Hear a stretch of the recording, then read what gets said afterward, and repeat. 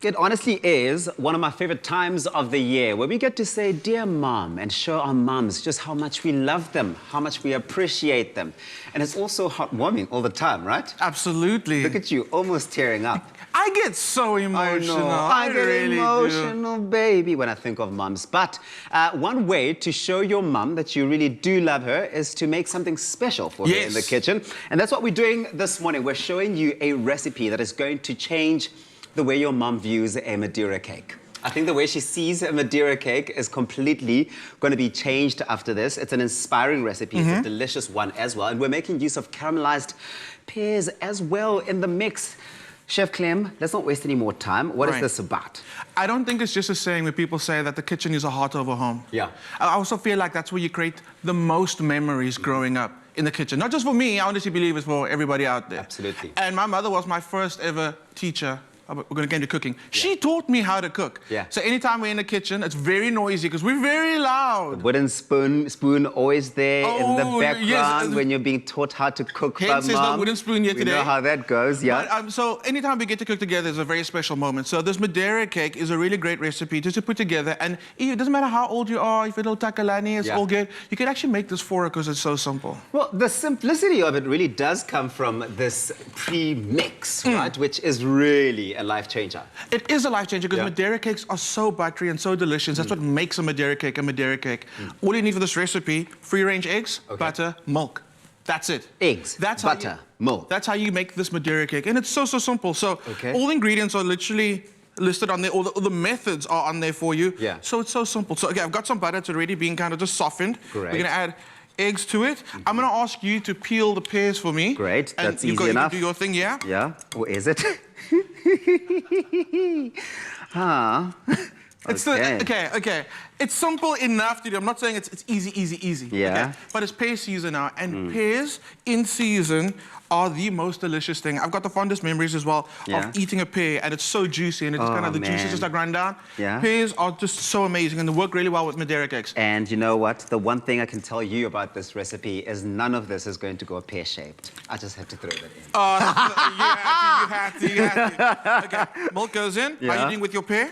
Good. I'm doing good. Doing well? Yes. So what's your fondest food memory growing up? Well, you know... And bring mom in on this one. Well, I'll tell you now, because everything, every bit of experience, I suppose, that I've ever had that's got to do with food has been sort of given to me by my mom. I mean, I have never known how to cook. I still don't know really how to cook.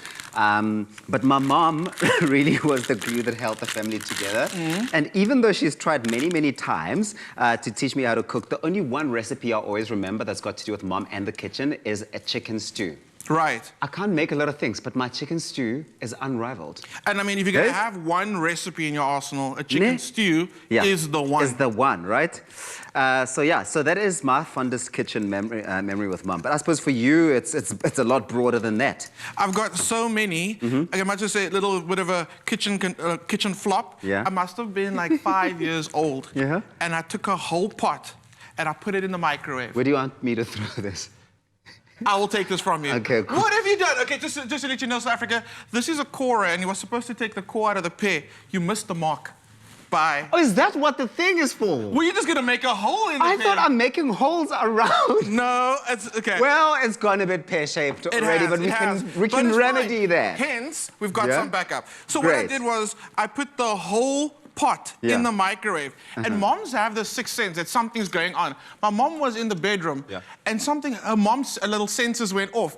And she just stuck her head out the bedroom and she was like, did you just put a whole pot in the microwave? And my finger was right there about to push. About to press. Start. And moms are like amazing like that. They just have mom sense. And it's like that's one of the... But never that calm either. You know what I mean? They're never that calm, moms. Because it's always like, Clem! I wasn't ready! Say! Did you just put the pot in the kitchen? My mom does not sound like that. Please forgive her, please. Does your mom never say Zay? No. Does your mom say that? Not my mom, but many moms I've met here. No, not at all. Not ever. I don't know. I'm sorry, guys. Stop being so strong.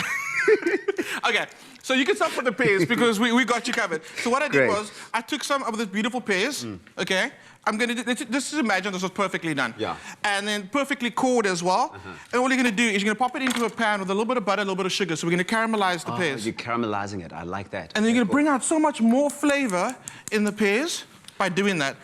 The thing is, I always wonder, when you caramelize something like a fruit, so like a pear, for example, how much do you go? When do you know when to stop? You stop when you've got a bit of color on it. Okay. And before, you want it to soften slightly, but still keep some of its texture.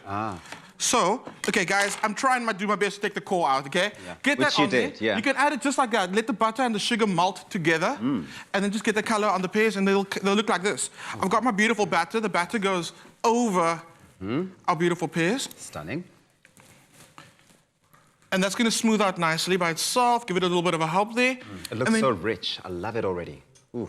And it smells amazing. It hasn't even baked yet. It really does. It comes out. Okay, I'm going to clear some space. Okay. To add a little bit of extra flavor to your batter and to your pears, give it a little bit of lemon zest. Yeah.